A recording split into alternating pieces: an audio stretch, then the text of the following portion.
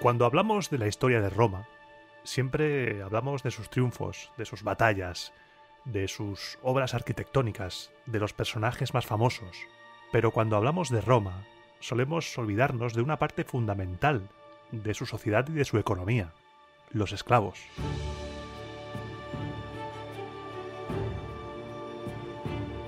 Hoy, en Roma Eterna, llega la segunda parte de la serie de 2 programas dedicados a la sociedad de la antigua Roma. Llega la hora de hablar de los esclavos, aquellos que formaban la base de la sociedad y que han sido silenciados, ya que la historia la escriben aquellos que ostentan el poder y para estos, los esclavos no eran más que simple mobiliario. En este programa voy a intentar dar un poco de luz a aquellos que siempre vivieron en la oscuridad. Empezamos.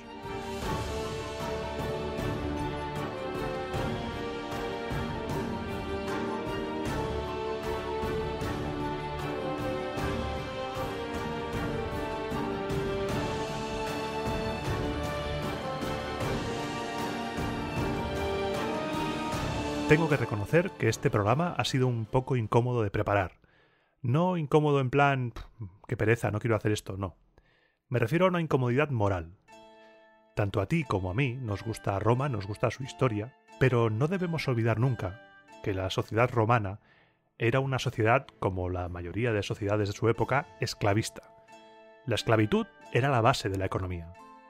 La explotación de seres humanos era la base sobre la que se sostenía todo el sistema. Y asomarse a esa parte de la historia romana desde nuestras reglas morales actuales es todo un reto, porque estamos de acuerdo tanto tú como yo que la esclavitud es algo horrible, es algo terrible. Nadie debería privar a nadie de su libertad ni someterlo violentamente contra su voluntad. Nadie debe pertenecer a nadie. Por eso, por nuestra mentalidad actual, es muy complicado abordar este tema de una manera imparcial. Cuando analizamos un periodo histórico, muchas veces solemos caer, yo me incluyo porque a veces también he caído, en algo en lo que es muy sencillo caer, en algo que se llama presentismo histórico. El presentismo histórico consiste en valorar ese periodo o ese hecho que estás analizando con las reglas morales de tu presente. Cuando yo te digo, ponte las gafas de la antigüedad, una expresión que escuché por primera vez en el podcast, genial podcast Memorias de un Tambor, y que te recomiendo desde aquí, esa expresión la uso precisamente para huir de eso. Puede parecer una coña, pero es para situarnos en ese momento, porque no podemos juzgar un periodo histórico siguiendo nuestras reglas. Si empezamos así, en el caso de este podcast, por ejemplo, Italia no tiene suficiente línea de crédito bancario como para indemnizar a toda Europa y parte de Asia, África, a medio mundo, por los daños causados. Si empezamos así, todos, absolutamente todos los países actuales tienen esqueletos en el armario. Cuando nos zambullimos en la historia debemos ser totalmente neutros a la hora de analizarla. Los historiadores solamente retratan un momento histórico, deben ser totalmente objetivos. El oficio de historiador, salvando las distancias, es como el de un periodista del pasado. Puede opinar, por supuesto, pero nunca juzgar desde su prisma moral del presente. Para nosotros la esclavitud es algo terrible, pero eso díselo a un patricio del siglo I. Te dirá que sobre sus herramientas parlantes decide él. Tampoco me quiero alargar demasiado en este tema del presentismo histórico, solo quería dejar claro ese apunte como aviso, porque voy a hablar de cosas muy serias. Por desgracia, la esclavitud no es algo del pasado. El mundo es un lugar cruel y oscuro, y todavía hay lugares en los que se utiliza mano de obra esclava, nunca lo olvidemos. Todavía tenemos esta lacra entre nosotros. Hoy va a ser complicado meter chistes, te aviso, pero se hará lo que se pueda. A veces la historia es incómoda, pero es la que es. Como dicen en el Ministerio del Tiempo, el tiempo es el que es y la historia es la que es. El objetivo de este programa es que tengamos claras un poco las características de la esclavitud en la antigua Roma, para que no caigamos en el error de confundirla con la esclavitud moderna. El fin es el mismo, sí, pero con muchos matices. Soy consciente de que este programa a veces va a ser un poco duro de escuchar, pero creo conveniente que pongamos los puntos sobre las íes en un tema tan profundo y del que se podía hablar tanto como es el de la esclavitud. Y hecha esta necesaria introducción, tú y yo nos vamos a quitar las gafas del siglo XXI las mías propias no me las voy a quitar porque si no, no veo, y nos vamos a poner unas lentes que nos permitan a los dos analizar la esclavitud en la antigua Roma sin juzgar el pasado con nuestra moral actual. Pero estas lentes llevan sorpresa, ya que no solo nos van a permitir adentrarnos en la historia de la esclavitud en Roma, sino que también nos van a poner en la piel de una persona de la antigüedad que es convertida en esclava. Vamos a vivir el miedo, la incertidumbre, el dolor de un ser humano que deja de tener el control sobre su destino para convertirse en, si tiene muy mala suerte, en una simple herramienta agrícola que habla.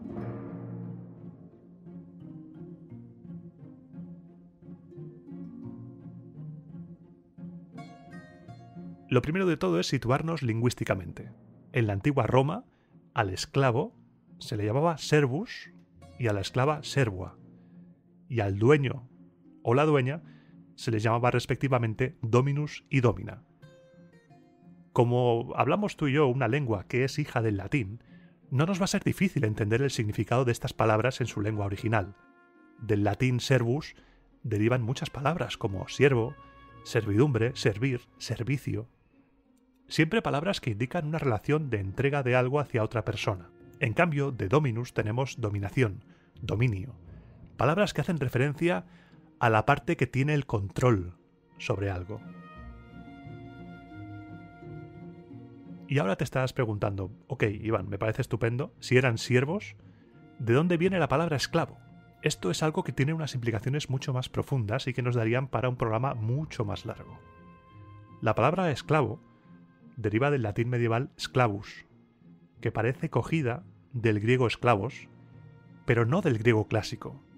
También podemos encontrar en árabe la palabra siklavi para referirse a esclavo. No te sabría decir el punto exacto en el que dejamos de referirnos a esas personas que han perdido su libertad como siervos para pasar a llamarlos esclavos, pero tiene pinta de que en algún punto de la Alta Edad Media, o quizá cuando se empezó a introducir el cristianismo, no olvidemos que el cristianismo está lleno de expresiones que hacen referencia a la esclavitud. Somos siervos de Dios, los vicarios de Cristo. Son expresiones que hacen diferenciar una cosa de otra. Por eso digo que en ese punto de la Alta Edad Media se empezó a establecer una diferencia entre los siervos de un señor y los esclavos. En el fondo no se diferencian mucho los unos de los otros, pero ya sabes, al ser humano le gusta mucho etiquetar cositas.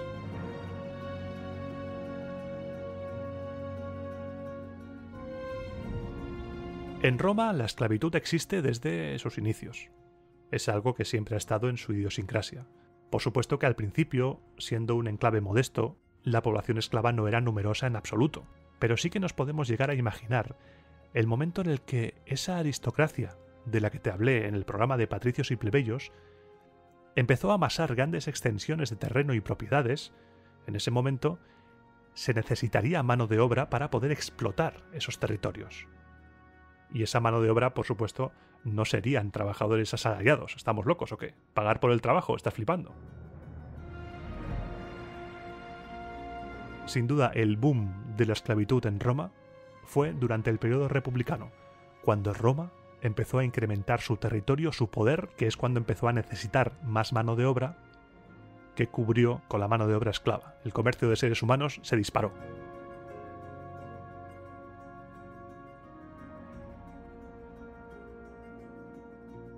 Como hice al hablar del origen de Roma, lo primero que hay que hacer es saber cómo, desde la actualidad, podemos conocer la esclavitud romana. ¿Cómo sabemos cómo era la vida de los esclavos?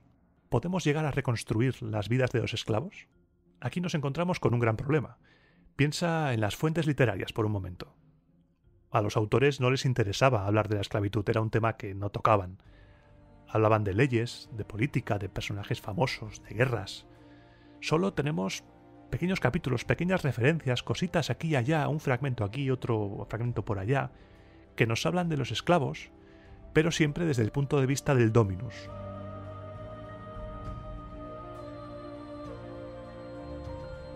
Para que te hagas una idea de cómo eran vistos los esclavos por sus dueños, te traigo un extracto de la obra Re Rústica de Varrón, en la que explica cómo administrar todos los aspectos de la finca.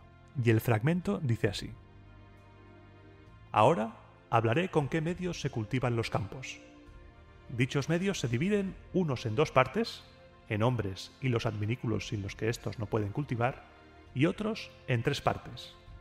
La clase de las herramientas con voz, herramientas semivocales y herramientas mudas.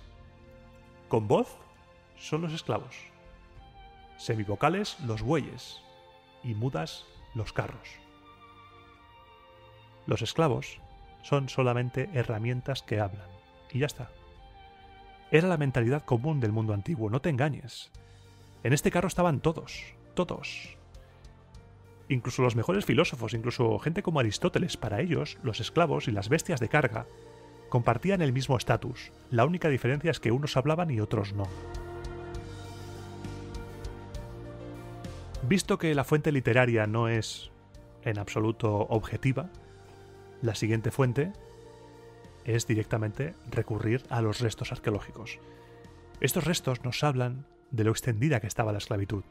Esclavos de diferentes edades, de diferentes sexos, niños, niñas, mujeres, hombres, todos, trabajaban en el campo, en la ciudad, en talleres, en casas, en tabernas. Estaban por todas partes. Piensa por un momento en cualquier trabajo asalariado de la actualidad que se pudiera hacer en la antigua Roma. Ese trabajo, seguramente, fuera desempeñado por un esclavo. Los restos nos hablan de su forma de vida. Por ejemplo, se han encontrado collares con inscripciones. Hay una que dice así: «Devuélveme a mi amo Zonino y recibirás una moneda de oro. Pondré la foto de este collar en la comunidad de iVoox». Que exista un collar con esa inscripción nos hace pensar varias cosas. La primera, la obvia, el esclavo era propiedad absoluta de su dueño, en este caso Zonino. Y la segunda, se escapaban. El tener que llevar un collar con ese texto implica que las fugas eran algo real, y eso nos lleva a pensar que los esclavos no vivían bien, les arrebataban su libertad. Es lógico pensar que se querían escapar, cualquiera lo haría. Además, esta inscripción es terrible, porque en el momento en el que te escapas, llevas eso al cuello y te conviertes automáticamente en presa de todos los que te rodean, ya que el poner recompensa sobre tu cabeza hace que cualquier persona con la que te cruces pueda cogerte para cobrar el premio. Tenemos la literatura, tenemos los restos arqueológicos, y entre los restos arqueológicos, la fuente más importante y con la que podemos intentar reconstruir su vida es la fuente epigráfica. La epigrafía es la clave. Nos permite conocer aspectos íntimos de la vida de la población servil que no podemos conocer con otro tipo de evidencias. Por ejemplo, tenemos una inscripción funeraria del siglo I después de Cristo que dice: Eros, cocinero esclavo de Posidipo, está aquí. Posidipo debió tener aprecio por su cocinero. Es posible que se especializara en las recetas favoritas de su dueño y al fallecer, Posidipo le dedicó una inscripción funeraria. Un poco seca, sí. Un poco seca, ¿eh? Posidipo podías haberte explayado un poco más. Pero le ha dedicado una inscripción a su esclavo. Había un vínculo ahí. Por ejemplo, también tenemos un altar funerario de granito de época imperial Julio-Claudia, encontrado en Gálvez, en Toledo, que reza así: consagrado a los dioses manes, Contaeca, esclava de los moénicos, aquí yace. Que la tierra te sea leve. Esta familia tenía estima por Contaeca y le dedicaron este altar funerario. También, gracias a los restos epigráficos, podemos saber que los esclavos podían tener relaciones entre ellos, siempre con el permiso de su señor, claro. Por ejemplo, una placa encontrada en Talavera de la Reina dice lo siguiente: Dis manibus, primilae, Caius Accius Diodatus, contubernali faciendum curavit. A los dioses manes, a Primila, su contubernal Cayo Accio Diodato se encargó de hacerlo. Curavit, del verbo curare. Me gusta porque en catalán, por ejemplo, se ha mantenido el verbo curar. Tenir cura. Tenir cura de una cosa es encargarse de algo, pero con especial cuidado. Los esclavos no podían casarse de forma oficial, y para señalar la unión de pareja no oficial, se recurre a la fórmula del contubernio, que sirve para designar a los compañeros de manera genérica, como también se llama contubernio, por ejemplo, al grupo de soldados que dormía en la misma tienda, en el campamento, y que hacían vida en común. Al no tener validez legal, ojo, la descendencia que tuvieran esos esclavos contubernales se consideraba ilegítima. Esto es algo de lo que te hablaré un poquito más tarde. Si quieres ver epigrafías de la península ibérica, te recomiendo la web eda-bea.es, una base de datos online de acceso libre de epigrafías encontradas en Hispania que es oro puro. Esa web es oro puro. He hecho un pequeño repaso de cómo podemos encontrar, cómo podemos saber un poco cómo era la vida de los esclavos. Pasemos a repasar los motivos por los que una persona podía acabar siendo esclavo.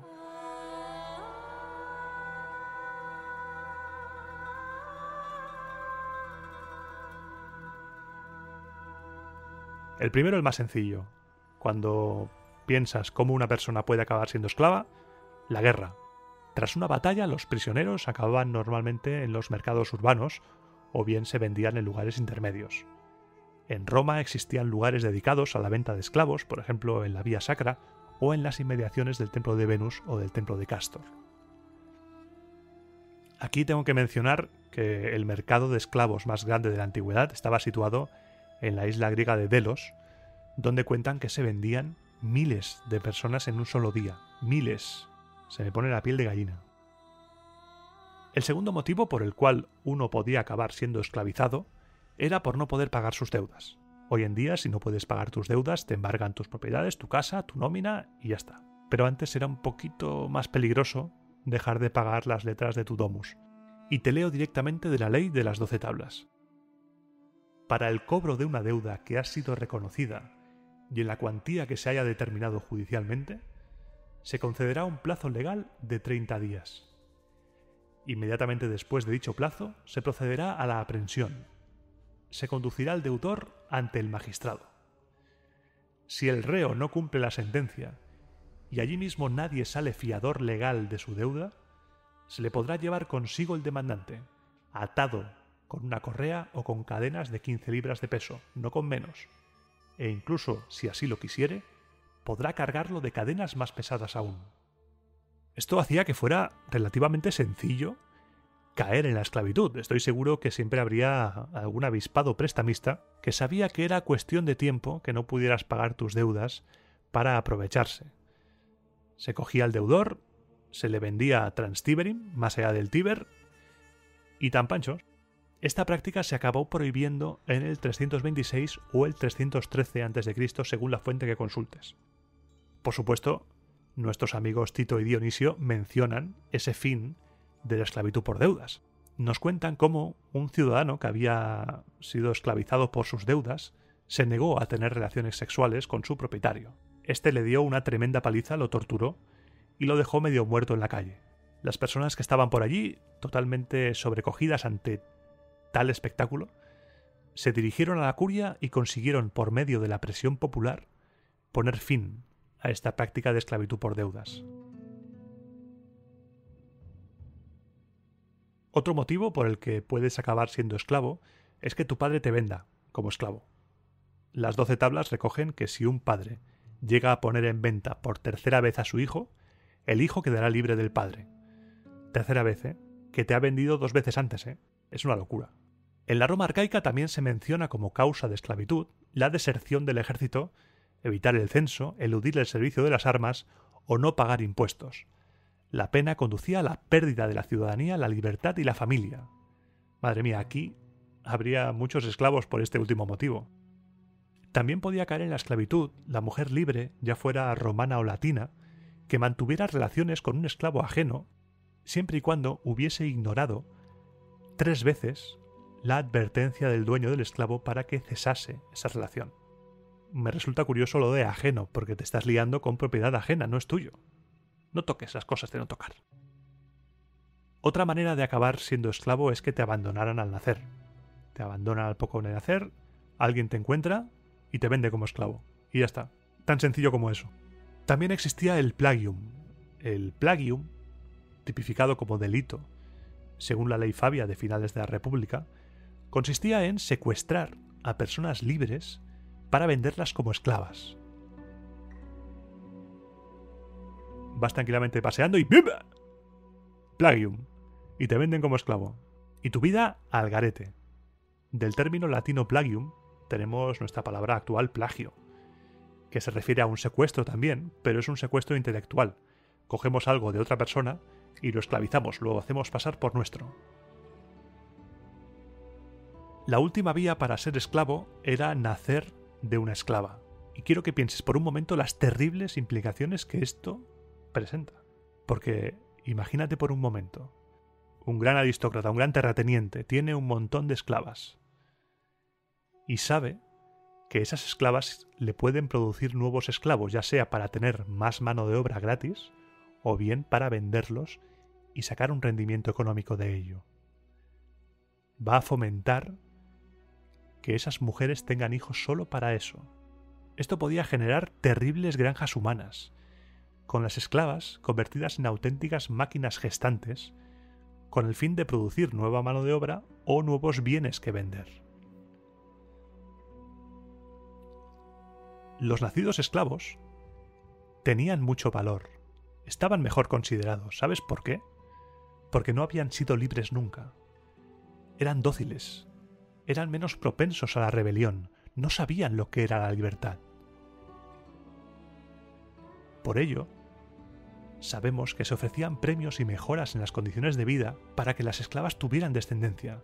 Tenemos testimonios de recomendaciones de dar descanso a las esclavas que tuvieran 3 hijos y ofrecer la libertad a las esclavas que dieran 4 hijos al dueño. Porque tu hijo no es tuyo, le das a tu dueño 4 hijos. Piénsalo por un momento, es terrible. Las mujeres esclavas sufrían mucho más la esclavitud, porque tanto hombres como mujeres pueden ofrecer 2 cosas: su fuerza de trabajo y su cuerpo para el abuso sexual. Pero las mujeres tienen una tercera cosa que los hombres no pueden dar, y es su capacidad reproductora. En el momento en el que la mujer era esclava de un dueño o de una dueña, su capacidad reproductora dejaba de ser suya y era propiedad de su dueño. Una esclava incapaz de tener hijos veía reducido su valor. Y los hijos de la esclava no eran suyos. Ponte por un momento en esta situación. Una esclava podía parir y acto seguido ese hijo ser vendido, y la esclava utilizada para amamantar otros bebés, quizá alquilada a otros dueños para amamantar a los bebés. Es algo bastante escalofriante.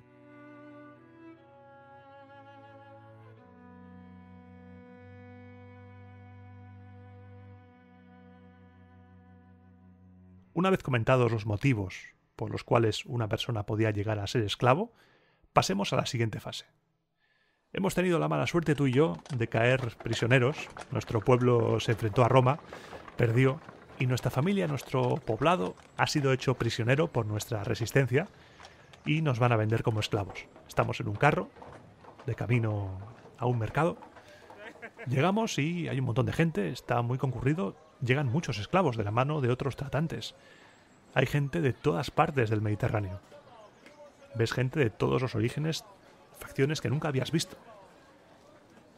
Nos colocan sobre unas plataformas y nos ponen una placa al cuello donde pone nuestro origen, nuestra edad, habilidades y cualquier información relevante que pudiera resultar atractiva con tal de subir el precio, pero también era obligatorio poner si te habías fugado, si tenías alguna enfermedad. Somos un producto. Ahora mismo, en esa plataforma ahí arriba, somos un producto a la espera de que alguien nos compre. Por ejemplo, voy a mirar mi placa a ver qué pone. Hispano, 37 años, leer y escribir, cocina, chistes malos. Lo tengo chungo. Los hispanos tenemos fama de ser rebeldes y testarudos. Del mismo modo que los asiáticos se tienen por más dóciles, los africanos por resistentes, y los griegos van muy buscados para ser maestros de los hijos de los ricos. El edicto de los ediles mandaba que era obligatorio en el momento de la venta indicar los vicios y las enfermedades. Todos los defectos que pudieran despreciar el valor de la mercancía tenían que decirse. Ahora entiendo por qué mi placa pone lo de chistes malos. Y subidos en esta plataforma, ahora como quien revisa un animal antes de comprarlo, vendrán posibles compradores y nos examinarán. Nos mirarán sin ningún tipo de remilgo. Nos abrirán la boca, nos mirarán los dientes, el cuerpo, incluso seguramente nos ordenarán desnudarnos para ver si tenemos algún defecto. Somos como un coche o una lavadora que está ahí, expuesta para que alguien nos compre. Hasta que se cierre la transacción, nuestro tratante se dedicará a vociferar nuestras virtudes, como en un mercadillo, para atraer compradores. Horacio, en una de sus cartas a Floro, nos describe uno de estos discursos que acompañan la venta de mercancía humana. Este buen mozo, guapo de pies a cabeza, por 8.000 sestercios se hará y será tuyo. Es nacido en casa y dispuesto para el trabajo tan pronto el amo le haga una seña. Tiene un barniz de letras griegas y sirve para el oficio que quieras, pues la arcilla mojada es moldeable a tu gusto. Incluso te puede cantar mientras cenes y aunque no es muy experto, lo hará de manera agradable. Cuidado, quien mucho promete, su crédito mengua, pues se excede en elogios quien quiere quitarse de encima las cosas que pone a la venta. A mí nada me apremia, soy pobre, pero con mi dinero. Ningún vendedor te haría este precio, ni yo se lo haría sin más a cualquiera. Faltó al trabajo una vez y, como suele ocurrir, se escondió bajo la escalera por miedo al zurriago colgado del muro. ¿Has visto cómo potencia sus habilidades, el precio, cómo justifica lo que vale? Es un vendedor que está vendiendo un producto.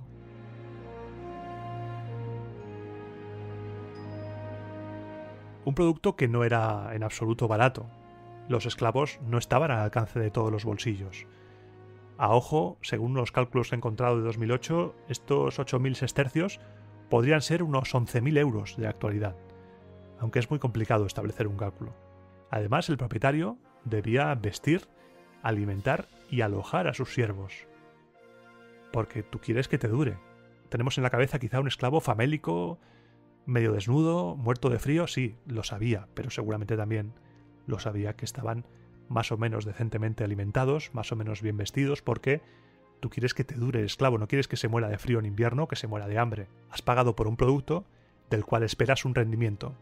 Sí, quieres que te salga lo más barato posible, no le vas a dar mucho de comer ni le vas a dar tu mejor ropa, pero quieres mantenerlo con vida lo máximo posible para sacarle rendimiento. Es lo mismo que pasaba, por ejemplo, con los gladiadores. Tenemos la imagen de gladiadores muriendo a mansalva en el Coliseo, cuando más que posiblemente no era así.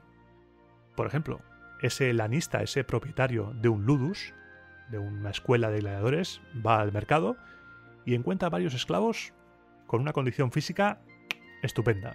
Se los lleva, ha pagado por ellos y quiere un rendimiento económico. No va a permitir que a la primera de cambio muera ese gladiador.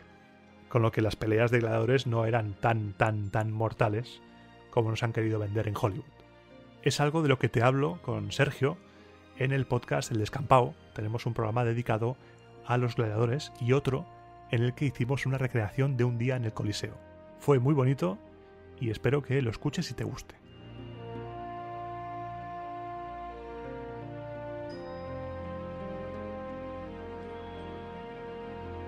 Y vuelvo porque me he ido por las ramas. Los esclavos no estaban al alcance de todos los bolsillos. Como te he dicho, tenían que vestirlo, alimentarlo, alojarlo, por lo que las familias más modestas o no tendrían esclavos, o si conseguían uno, en plan, oye, que tengo paga extra, pues venga, vamos a comprarnos un esclavo. Tendrían uno y para todo. En cambio, las familias más adineradas tendrían muchos esclavos y muy especializados. Y ahí entramos en los tipos de esclavos que podía haber. Porque tu destino estaba marcado por quién te compraba. Tu vida podía ser más o menos miserable y cruel, dependiendo de dónde acabaras. Esclavos tenemos dos grandes grupos. Los esclavos públicos, dedicados al mantenimiento de edificios públicos, a la extracción de recursos, a tripular galeras, por ejemplo, y por otro lado, a los esclavos de titularidad privada. Jurídicamente, los esclavos formaban parte de la familia. Familia que incluía a todas las personas y propiedades que estaban bajo la autoridad del pater familias. Del mismo modo que el pater familias tenía la patria potestas sobre sus hijos, el pater familias tenía la domina potestas sobre sus esclavos. Y aquí tu suerte podía cambiar radicalmente si acababas formando parte de una familia rústica o de una familia urbana. Si acabas en el campo, tu vida iba a ser durísima. Te esperaba trabajo de campo, ibas a ser una herramienta vocal, pero si tenías suerte y acababas en una familia urbana, tu vida podía ser más tranquila. Tenías que servir a tu dueño en todo lo que te pidiera. por esa potestas que tenía sobre ti. Eras de su propiedad. Pero no es lo mismo. No es lo mismo estar en una casa con una familia que en una explotación agrícola. Aparte de que te comprara un particular para su casa, también te podía comprar, por ejemplo, un dueño de una taberna, o un burdel, o un taller. Cualquier oficio actual asalariado que se pudiera hacer en Roma, igual el tuyo, era desempeñado por un esclavo. Y una vez te compran, tu día a día pasa a ser aquello que disponga para ti tu dominus.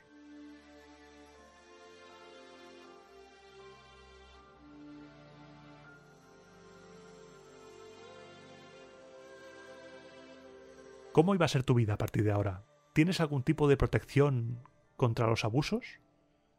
¿Tienes la misma condición legal que alguien libre? La verdad es que no. Protección escasa. Eres de su propiedad. La única protección que tienes es porque eres un bien que pertenece a un dueño.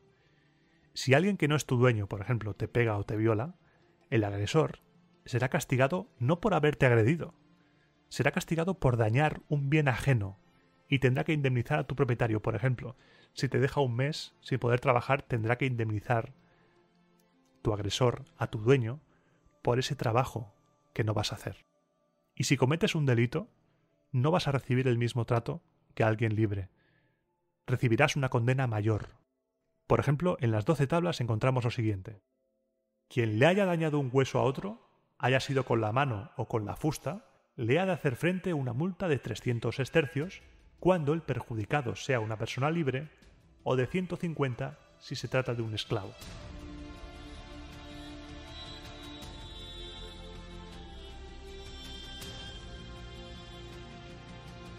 Pero como todo lo que rodea al mundo romano, el trato a los esclavos fue evolucionando.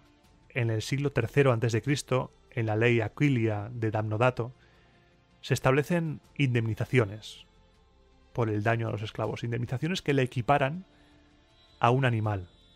Quien matare injustamente a un esclavo o esclava ajenos, o a un cuadrúpedo o a una res, sea condenado a dar al dueño el valor máximo que tuvo en aquel año. Ajeno otra vez. No dice nada de si le haces algo a tu esclavo. Podías disponer de tu esclavo como quisieras. Porque, aunque fue evolucionando, claro, pero por muy bien que vivieras, no olvidemos que estás siempre expuesto al castigo, a la violencia, al miedo. La represión, el castigo físico, era considerado un derecho de corrección. ¿Que tu amo te ha molido a palos porque no eres rápido en tu trabajo? Pues espabila. En los textos nos encontramos menciones a violencia sexual, flagelaciones, castración, quema de partes del cuerpo. Es un sistema que está sostenido por la opresión y la explotación de personas. Y como tal, está unido al maltrato y al abuso, con el fin de exprimir hasta el final todo lo que esa persona puede dar. Estás en manos de tu amo se ha gastado un dinero y vas a ser rentable. Vaya si lo vas a ser. O por las buenas o por las malas. A la hora de esclarecer un crimen, se torturaba a los esclavos sin ningún tipo de problema. Y si por un casual un dueño o una dueña de esclavos moría asesinado en condiciones un poco sospechosas, lo que se hacía era ejecutar a todos los esclavos. Se les consideraba cómplices o, en cualquier caso, encubridores de ese asesinato. El esclavo debía proteger con su vida a su amo, si no quería perder la suya, o por lo menos debía alertar del peligro. Y si te portas bien, si eres un buen esclavo, si denuncias a los asesinos de tu dominus, sin tener que ser torturado, se te podía considerar digno de la libertad. Plinio nos habla, por ejemplo, de un tal Larcio Macedón, un amo brutal, que trataba fatal a sus esclavos y que fue atacado por ellos mientras tomaba un baño. Todos fueron capturados y ejecutados, todos.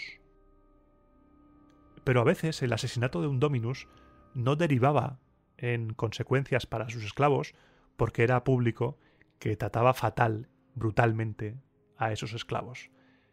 Por ejemplo, en las Cuestiones Naturales de Séneca leemos lo siguiente. Existía un tal Ostio Cuadra, hombre de obscenidad tal que mereció ser llevada a la escena. Rico, avaro, esclavo de sus millones, cuando fue asesinado por sus esclavos, el divino Augusto juzgó indigno tomar represalias y se limitó a no declarar públicamente que su muerte era justa. No todos van a ser unos sádicos, pero había situaciones que sufrían los esclavos que eran muy, muy chungas, espantosas. Imagina cómo de terrible podía ser la vida para un esclavo. Que había una ley, la lex libidinaria, que regulaba, entre otras cosas, el proceso que se debía seguir si alguien quería encargar de forma particular el suplicio de un esclavo.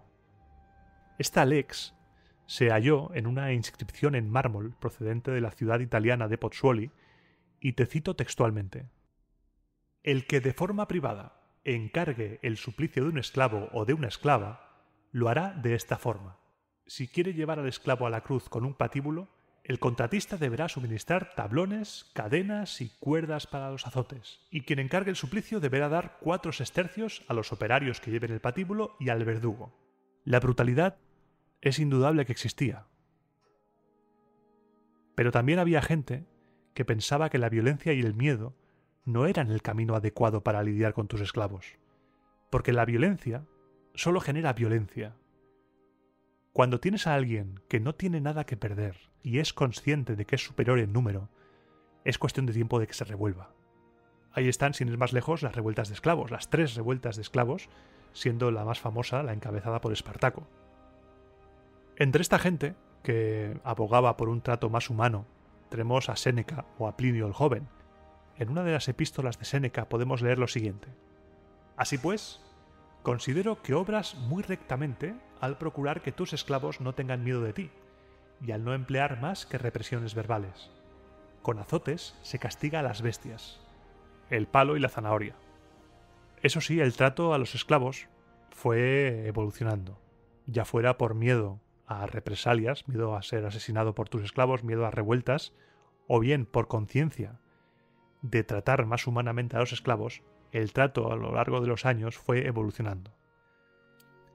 Domiciano, por ejemplo, prohibió en el 81 después de Cristo la castración de esclavos. Adriano frenó que los propietarios pudiesen matar a sus esclavos sin previo juicio y suprimió las cárceles privadas que se utilizaban como forma de castigo.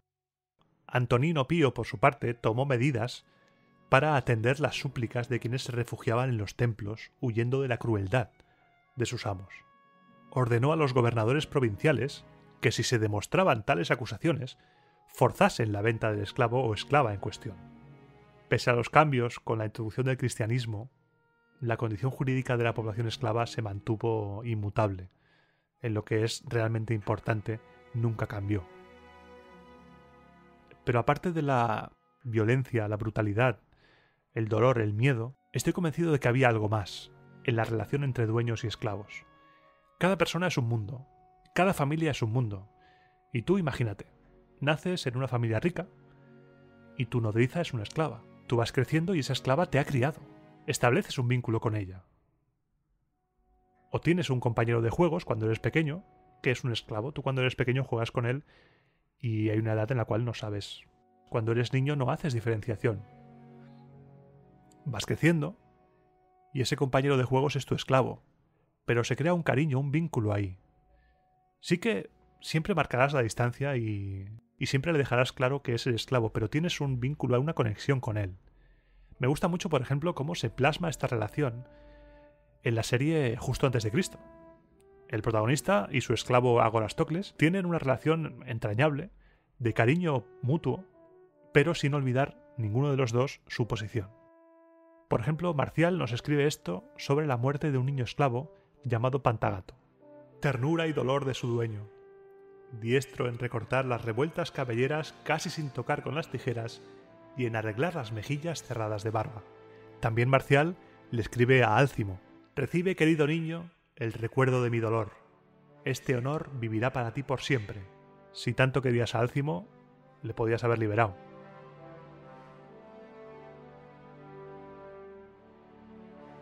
Como te decía antes, los esclavos servían a sus dueños en todo. Satisfacían todo tipo de necesidades, laborales, sexuales, pero también las emocionales. Estos dos casos, Pantagato y Álcimo, son ejemplos de esclavos favoritos. Son situaciones en las cuales la línea que separa al Dominus y al Servus se hace un poquito más delgada, porque son ambos seres humanos. Que no se me malinterprete, no quiero edulcorar ni blanquear la esclavitud, pero quiero que reflexiones en que el sistema es esclavista, el sistema es, a nuestros ojos, el mal, pero para ellos era algo natural. Tú te compras un esclavo y tú vas a tratar bien a tu esclavo porque quieres que trabaje bien. Al menos yo, lo que creo yo, si tuviera un esclavo, ese esclavo tiene que trabajar bien y tiene que estar a gusto, porque no quiero vivir con miedo. Le puedes pegar, le puedes dar con la fusta, le puedes hacer de todo, pero vivirás con miedo, no vas a dormir tranquilo. No vas a dormir tranquilo sabiendo que tienes a 20 esclavos, que los tienes como si fueran bestias, apenas sin comer, apenas sin vestir, pegándoles, disponiendo de sus cuerpos cuando quieras. No vas a vivir tranquilo. Uno de los mecanismos que se utilizan para controlar a los esclavos es el esclavo jefe. Ese esclavo jefe al que le das privilegios y lo que hace es controlar a la masa esclava. Se establece todo un sistema jerárquico en los esclavos domésticos que es muy interesante, porque salvando las distancias es el mismo esquema jerárquico a nivel mental que se establece en las empresas y en los trabajos de la actualidad. El jefe, el dominus, tiene a sus empleados que les puede tratar peor o mejor. Existe por suerte un marco legal que protege de abusos a los trabajadores, pero sigue siendo igual. Ese jefe tiene un favorito o un mando intermedio que lo que hace es controlar el gallinero. Pues aquí lo mismo.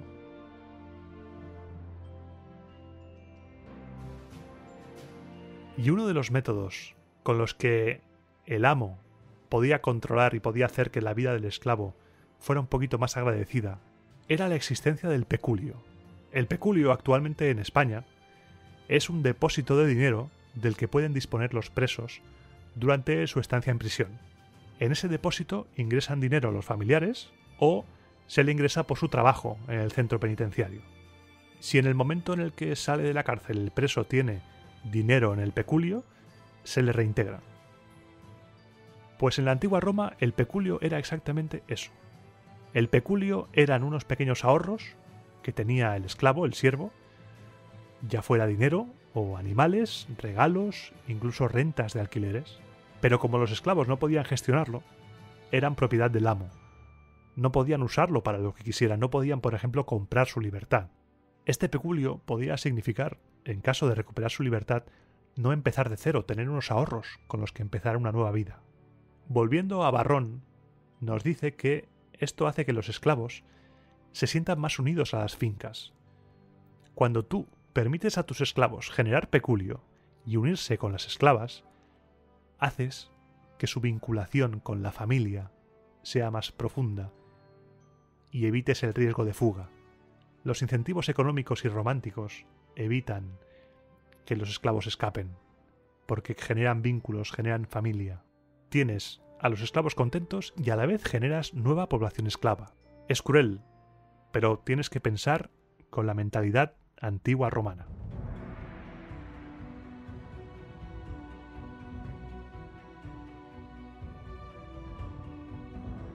Yo me imagino en el mercado comprando los esclavos, comprando comida, por ejemplo. Un esclavo de una familia humilde y un esclavo de una familia rica. El esclavo de la familia humilde iría vestido muy mal, y el esclavo de la familia rica iría vestido un poquito mejor, porque no olvidemos que los esclavos son un reflejo del estatus de la familia. Una familia rica no va a permitir que sus esclavos vayan con harapos. Irán humildes, sí, pero irán bien. Y yo me imagino que entre ambos esclavos habría solidaridad hasta cierto punto, porque el esclavo de la familia rica miraría por encima del hombro al esclavo de la familia pobre. Porque somos así, el ser humano es así. En época imperial, los esclavos que prestaban servicio al emperador y a su familia solían tener ciertas ventajas y privilegios. Estos esclavos de la familia imperial podían ascender en el escalafón y ocupar cargos de responsabilidad dentro de la administración imperial. No olvidemos que quien realmente trabaja en el aparato administrativo son los esclavos y los libertos. Se sabe que algunos esclavos llegaron a ser liberados por los emperadores y alguno que otro se hizo bastante rico. Y ahora que hablo de la libertad, vamos a hablar de la manumisión. Un esclavo podía ser liberado por su dueño mediante la manumisión. La manumisión era el proceso que permitía que un esclavo fuese liberado. Se convertía en liberto y además obtenía la ciudadanía romana. Se podía manumitir de varias maneras. pero me voy a quedar con las 3 que son más recurrentes y que pertenecen a este periodo clásico. La primera de ellas es inscribir en el censo de ciudadanos al esclavo, y en ese momento el esclavo, al estar inscrito en el censo de ciudadanos, será libre en el momento en el que entre en vigor ese censo. La segunda manera es que el dueño se presente ante algún magistrado y declare su deseo de hacer libre a ese esclavo. Se dicta sentencia y el esclavo queda liberado. Y la tercera es por testamento. Cuando un dominus muere, los esclavos son propiedad del dominus, y cuando muere, bien los puede heredar el siguiente paterfamilias, el heredero de ese dominus, o bien puede dejar escrito en su testamento que esos esclavos son liberados. De ser así, el esclavo queda liberado automáticamente en el momento de la muerte del dueño. Antes te he hablado del peculio y que el esclavo no podía usarlo para comprar su libertad, y esto es cierto, no lo podían usar directamente, pero estoy seguro de que podría pasar la situación de que el esclavo le diga al dueño: oye, Dominus, escúchame una cosa, si me liberas, te ofrezco X, y si el Dominus acepta, gestionan la manumisión por alguno de los medios expuestos antes. Esto puede ser un poco arriesgado, porque el peculio no pertenecía al esclavo, con lo que igual si el esclavo le dice: oye, te ofrezco tanto, el Dominus, si es un poco cabroncete, le diría: ¿cómo que tienes tanto dinero si no es tuyo? Bribón, ¿de dónde has sacado tantos sestercios? Una vez recuperada la libertad, una vez que te han manumitido, podías llegar a ascender en la sociedad. Un esclavo con un buen patrimonio podía ascender, y si cuentas con los apoyos políticos suficientes entre ciudadanos poderosos, incluso podías optar a algún cargo político. Aunque debía ser complicado, debía ser difícil deshacerse de la marca de la esclavitud, y la mayor parte de la sociedad te seguiría tratando como un esclavo. Además, casi todos los libertos seguían trabajando para sus antiguos amos como clientes, una relación de la cual te hablé en el programa de Patricios y Plebeyos. ¿Ves cómo todo va encajando? Los programas se van complementando unos con otros. En el único caso en el que el liberto no debía rendir cuentas a su patrón era el de la manumisión per testamentum, porque se ha muerto, básicamente. Pero con las demás nos cuentan que se hacía un juramento por el cual debían seguir prestando servicio durante una serie de días a la semana. ¿Te suena esto de algo, de prestar servicio una serie de días a la semana? Si lo piensas detenidamente y salvando las distancias, los trabajadores asalariados somos libertos, que vendemos nuestra fuerza de trabajo a un amo, a un jefe, que nos paga a cambio de nuestra obediencia y nuestra productividad durante algunos días a la semana. Se le puede cambiar el nombre, sí. Han pasado muchos años, sí, muchos siglos, sí. Iván, estás loco también. Pero la relación sigue ahí. Lo único que nos protege de los abusos es el marco legal que nos ampara, pero la imagen es la misma. Y ya a modo de conclusión, quiero que tengas claro que los esclavos estaban por todas partes. Eran el motor de Roma. En las casas realizaban todas las tareas destinadas al cuidado y mantenimiento de la familia. Todas las tareas que te puedes imaginar, incluidas las más desagradables. Los esclavos son propiedades, son como las joyas. Son un reflejo de la riqueza y del estatus de sus poseedores. Cuantos más hubiese en la casa y más especializada fuera su tarea, mejor. Vigilan estatuas, cuidan las joyas, cuidan la ropa, el calzado, los perfumes. Quizá tienen otros que ordenan y limpian las habitaciones, preparan el baño, entretienen con lecturas, te quitan el sudor, los aceites, te masajean, te depilan, te ayudan a vestirte. Habría esclavos dedicados a acicalar el pelo, a peinar. En la puerta de la casa vigilan quién entra y quién sale, te anuncian las visitas. Por ejemplo, hay casas en Pompeya en las que se ha conservado una especie de garita en la cual se situarían los esclavos responsables de controlar los accesos. En la cocina preparan los alimentos, controlan la despensa, se van a comprar, preparan los banquetes, se especializan en diferentes recetas, entretienen, dan espectáculo, son los que bailan y los que cantan, los que interpretan pequeñas obras teatrales en los banquetes. Se ocupan de administrar como si fueran secretarios el patrimonio familiar, lo gestionan, pueden hacer pagos, compran, venden en nombre del Dominus. Se encargan de la educación y la crianza de los niños de la casa, les acompañan a la escuela. Son esa figura que está con ellos. Las grandes fortunas incluso podían disponer de un esclavo médico propio, que podían alquilar a otras personas. Cargan las literas de sus dueños. Les recuerdan el nombre de las personas con las que se cruzan por la calle. ¿Este quién es? Este es Claudio Marcelo. Ah, vale.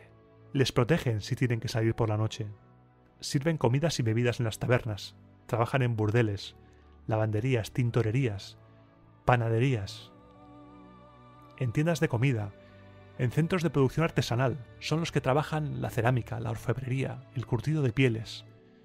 Son los albañiles, los carpinteros, los que se dedican a la metalurgia, a la decoración, a mantener los pavimentos.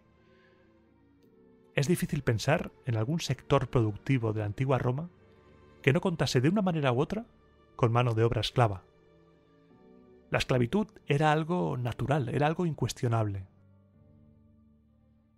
Los esclavos son aquellos que están detrás de la gloria de Roma. Son los que sostienen sobre sus hombros que el Estado funcione, que la productividad se mantenga, que los campos se trabajen. Son los que gritan pero nadie escucha. Son los que tienen miedo a envejecer o a enfermarse, porque en el momento en el que dejan de ser rentables les abandonan. Los esclavos no están tan lejos de nosotros como nos imaginamos. Si perteneces a algún sector de los que he nombrado antes, es muy posible que tu trabajo en la antigua Roma lo hiciera un esclavo. Por eso es muy importante no olvidar nunca el trabajo de esas personas que no contaban para nadie, pero que seguramente establecieron vínculos familiares en esas casas en las que vivían, en las que dormían, quizás soñando con la libertad, soñando con quizá algún día ser dueños de su propio destino, de decir, mira, ¿qué hago hoy? Me aburro, ¿qué hago? De poder disponer de su tiempo, de tener unos ahorros, de tener hijos, de cuidar a sus hijos, criar a sus propios hijos y no criar a los de otros. En definitiva, los esclavos son aquellos que hacían posible que Roma funcionara, porque nos quedamos siempre con la gloria de las legiones, con la gloria de los políticos, de los grandes nombres, Julio César, Pompeyo, Augusto. Pero ese esclavo que está trabajando en la tierra, ese esclavo que está trabajando en un taller para que se vendan los productos, es quien hace posible que la economía real de la antigua Roma siga funcionando. Y quiero que este programa sea un homenaje a esas personas que nunca tuvieron voz.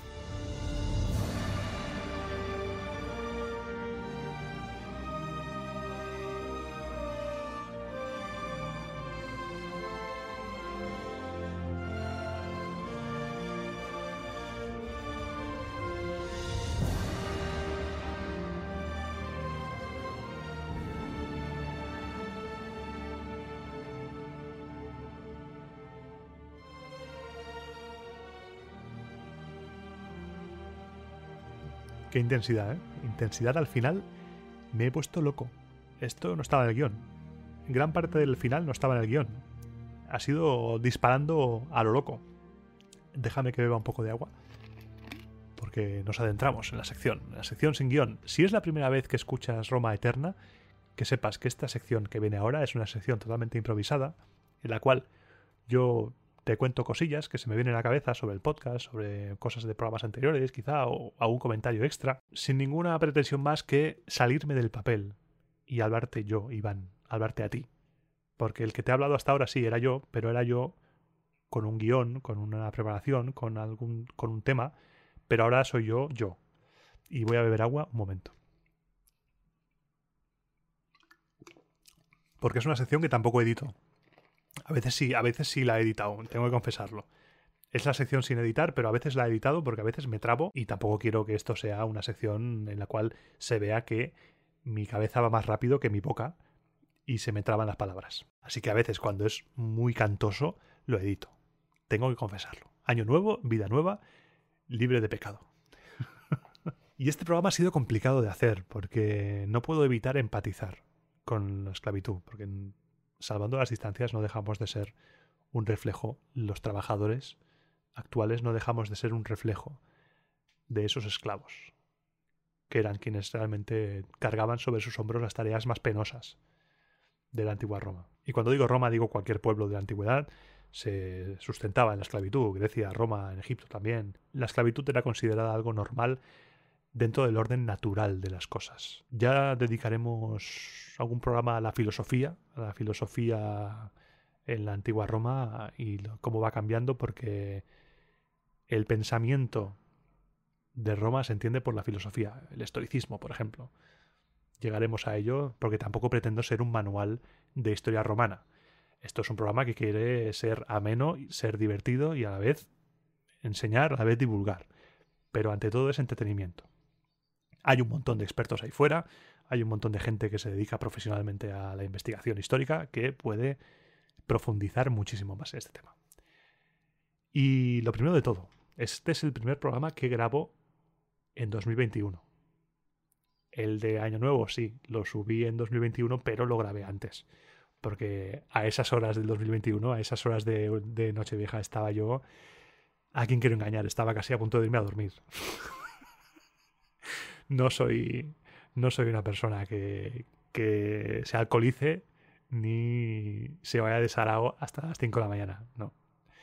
Y menos en los tiempos que corren, que hay noticias de fiestas y demás de gente irresponsable, que yo alucino con la gente. Pero este no es un altavoz en el cual echar bilis sobre la gente.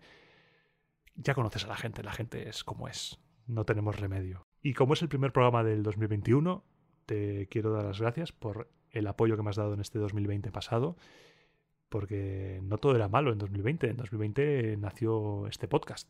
Así que muchas gracias. Y en este 2021 vamos a darlo todo, más que nunca. Porque a juzgar por el ritmo que llevamos, este 2021 va a ser el año en el cual vivamos lo más glorioso de la República de Roma. Quizá a final de año ya estamos con Julio César, no sé cómo irá el ritmo, porque ahora, por ejemplo, siguiendo el planning, que tengo que subir a Twitter el menú del podcast cada mes, a principio de mes, subo a Twitter el menú mensual con los programas que están previstos hacer. Este programa se estrena el 9 de enero de 2021 y según el ciclo que te comenté hace unos programas, los dos siguientes serán de historia, siguiendo la trama de la historia cronológica de Roma. El del programa del día 23 de enero y el programa del día 6 de febrero. Serán dos dedicados a Roma, a la historia. El siguiente, que será el día 20 de febrero, será dedicado al ejército. Si te acuerdas que dije hace varios programas, dije, voy a hacer 3 especiales que los intercalaré con los de la historia. Pues mira, el siguiente será el ejército en la antigua Roma, pero el ejército en la República temprana. No es lo mismo el ejército en esta época que estoy narrando, que es un ejército más parecido a un ejército griego, salvando las distancias, que el ejército tras la reforma de Cayo Mario. Hablaremos de ese ejército. Quizá toco también la reforma de Cayo Mario, posiblemente. Igual da para 2 programas, pero si se alarga 2 programas, haré 2 programas. Y ese es el planning futuro de programas de Roma Eterna. Cada 2 semanas, porque no me da más la vida para hacer más programas. Ojalá. ¿Te imaginas? Poder hacer un programa semanal. Dedicarme a esto y poder hacer un programa semanal sería un sueño. Sería increíble. Tendrías turra romana cada semana, hora y media, 2 horas de programa. Ahí, ¡pimba! ¡Pimba! Y hablando de pimba, en el programa anterior, en el especial de Año Nuevo, puse, tras la música, una escena postcréditos, que es puse el momento en el cual le dan el tremendo hachazo a Tarquinio Prisco. Y me di cuenta de 2 cosas. Una, cómo ha evolucionado mi manera de narrar. Porque sí, colaboraba en el descampado, hacía programas y tal, pero como los hacía tan espaciados, no me daba como para entrenar tanto. Y estoy entrenando mucho haciendo estos programas, cada 2 semanas grabando. Estoy entrenando bastante la forma de narrar y la forma de explicar, la dicción, la pronunciación, la vocalización, que es algo que a veces me resbala y te pido disculpas si ves que en algún momento me resbalan palabras, pero es que llevo hora y media grabando y a veces, pues oye, la boca pues se queda pastosa, tengo que parar, tengo que beber y tal. Y lo primero que descubrí fue eso, que había evolucionado mi manera de explicar las cosas y eso está bien, porque nunca llegaremos al pico, siempre vamos mejorando, siempre mejorando. Y otra cosa de la que me di cuenta fue que el sonido que metí del hachazo Madre mía. O sea, se me fue la olla, pero qué pedazo de hachazo, ¿no? Eso fue un tremendo hachazo. Pedazo de hachazo que le metí. Le metí un sonido que parecía eso que decapitaban a un diplodocus.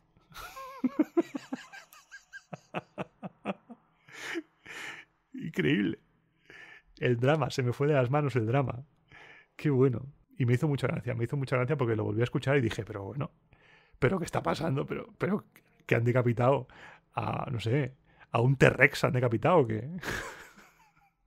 Y es lo que te quería comentar en este programa. Espero que hayas tenido una entrada de año guay y espero que este año te vayan las cosas genial.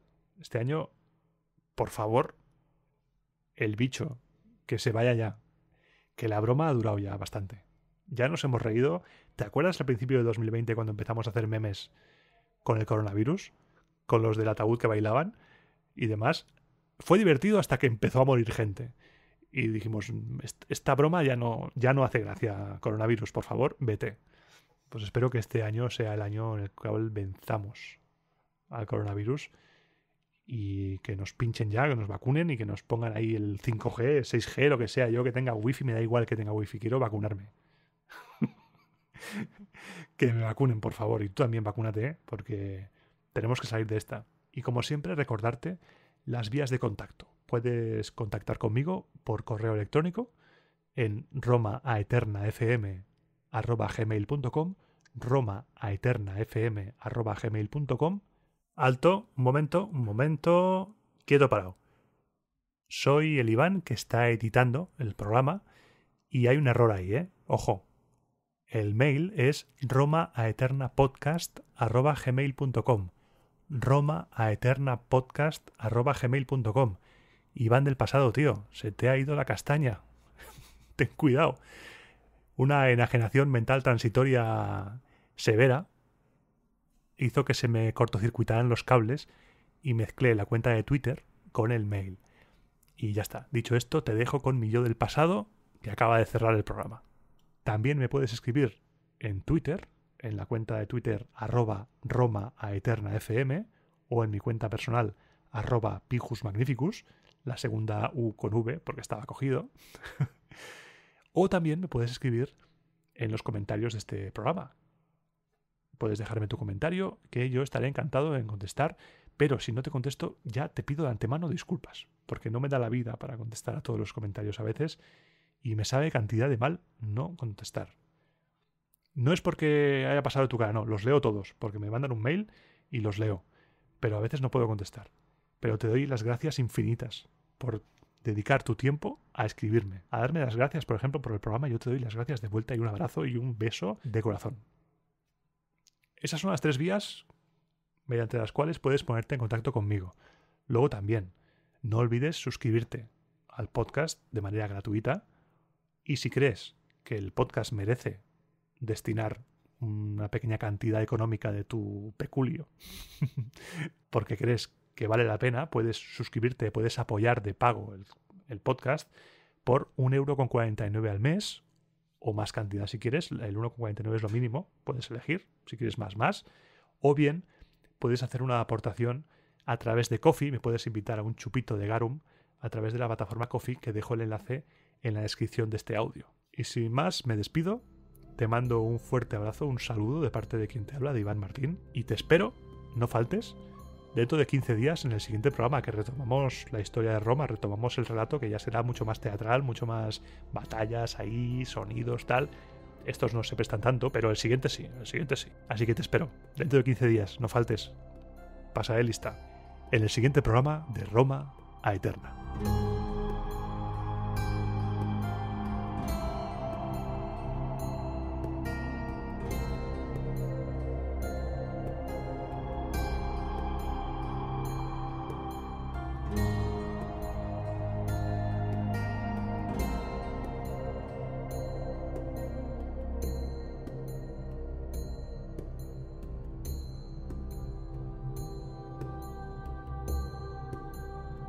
Y si has llegado hasta aquí, te dejo con una... No sé qué es exactamente, porque mientras estaba editando el programa me encontré con esto. Domino's Pizza. Y ya está. inconexo, no sé por qué. No sé por qué lo dije, pero es como un chiste a medio hacer, ¿sabes? Se quedó ahí y aquí te lo dejo.